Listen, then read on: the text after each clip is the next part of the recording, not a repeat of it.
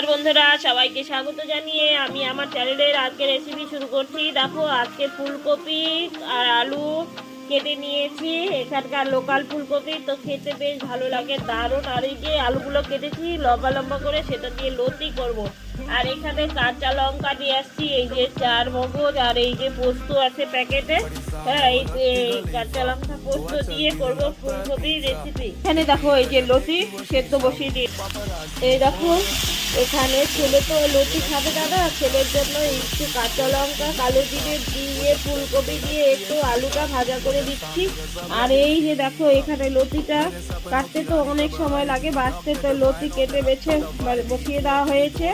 আমরা লতি খাবো আর ছেলে খাবে না, হয় নাকি তার, তো পোস্ত তো খাবেই, তাও ওর জন্য একটু আলু আর ফুলকপি ভাজা করে দিচ্ছি। আর আলু ফুলকপি দিতে ওর ভীষণ ভালো লাগে। তো এখন আমি মশলাটা করি।